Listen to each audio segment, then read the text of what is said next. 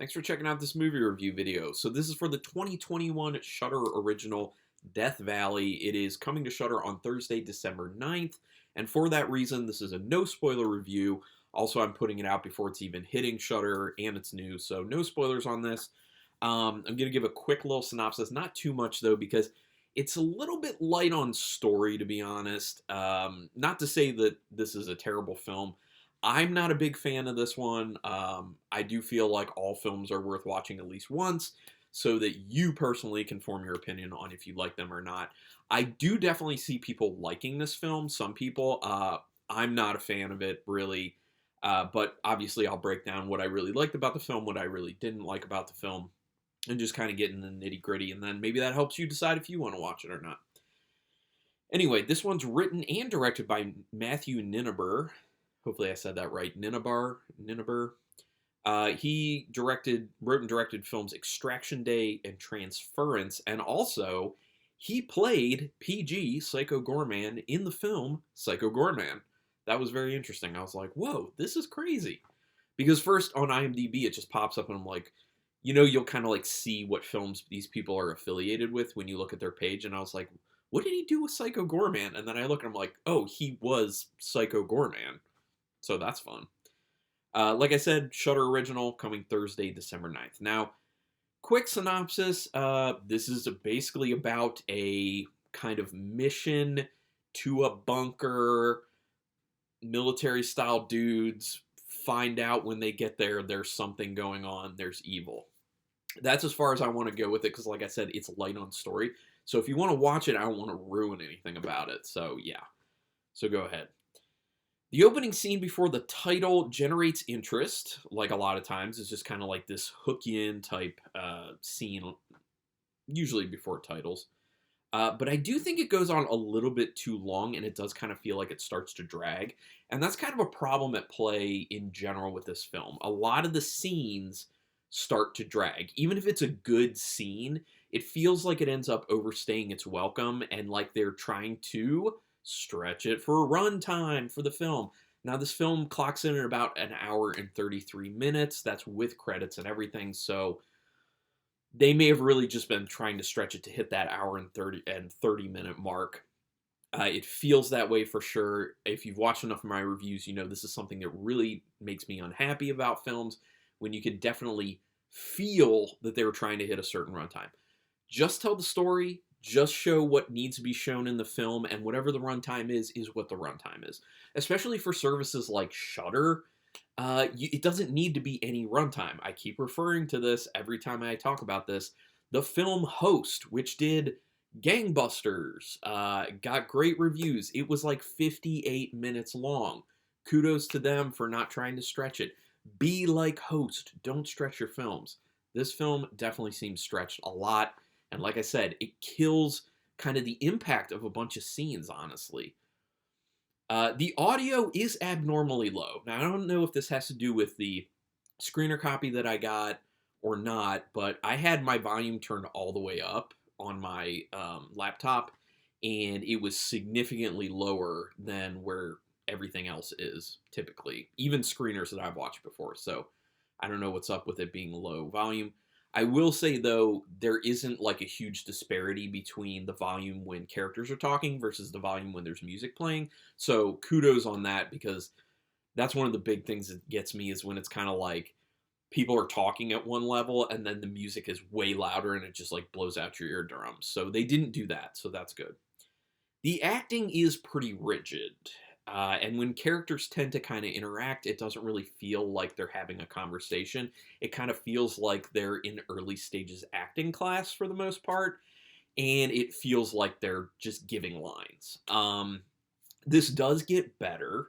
It's really bad in the beginning of the film. It does get better as we go on, especially because the better actors are in the film longer.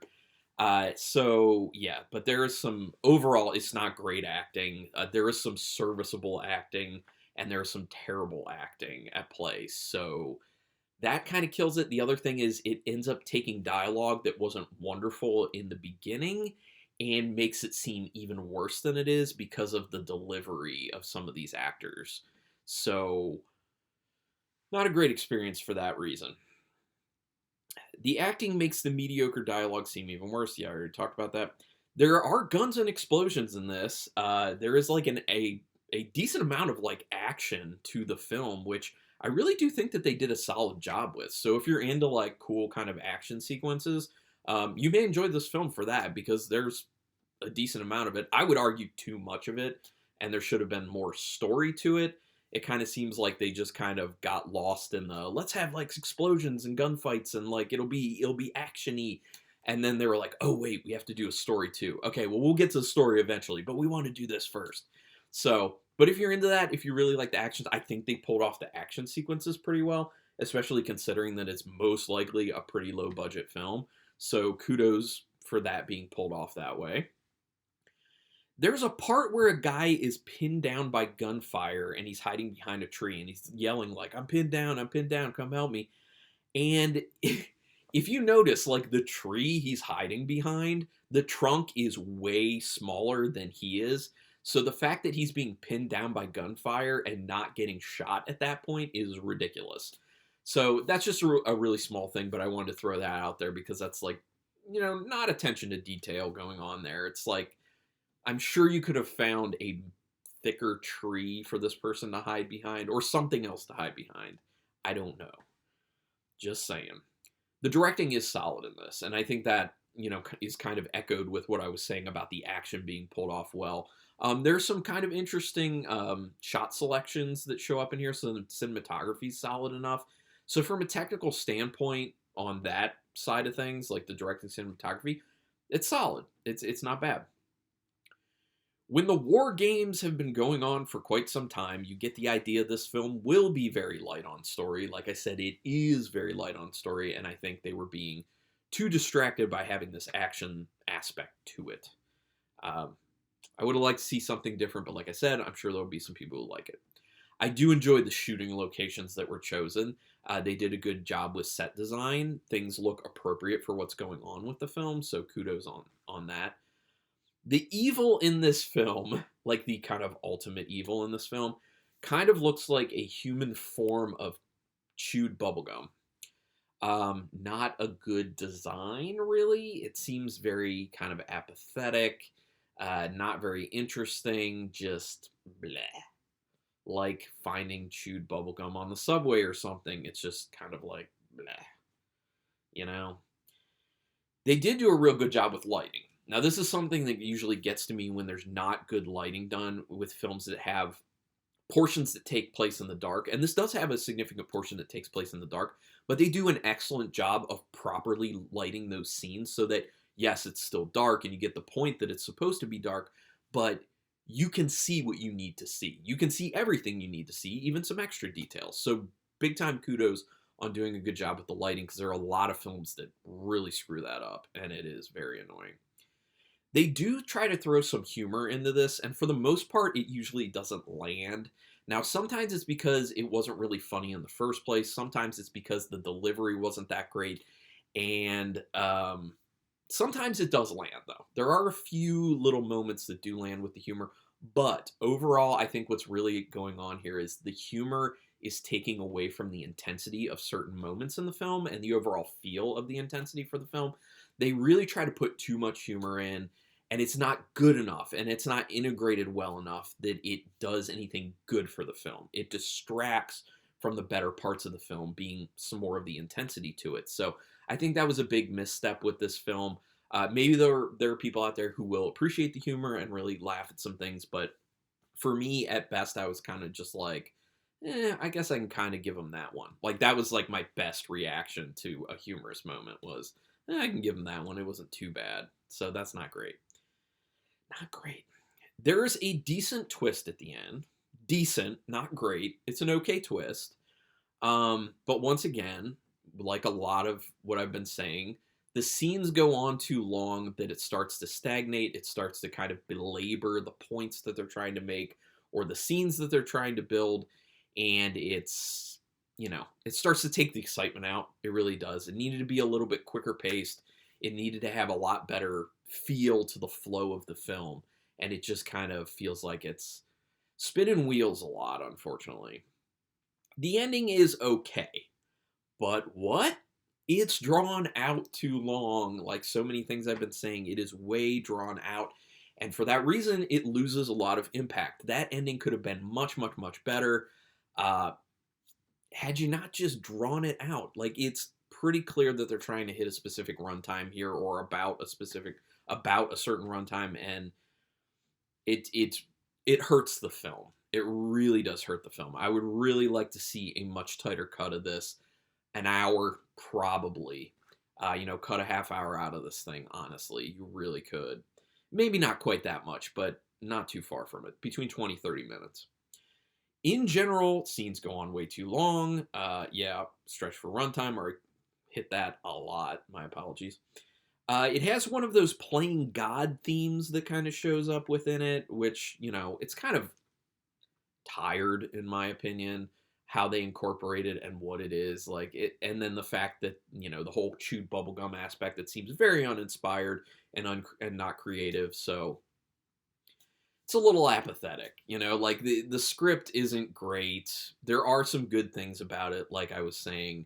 It's just there wasn't a great idea here to start, to be honest. And the last note that I have on this is this film seems like broke ass Resident Evil, to be honest. It really does. Like it kind of feels like the writer director watched a bunch of Resident Evil and was like, this is, maybe I can take something kind of like this and try and put my own spin on it, but like not really.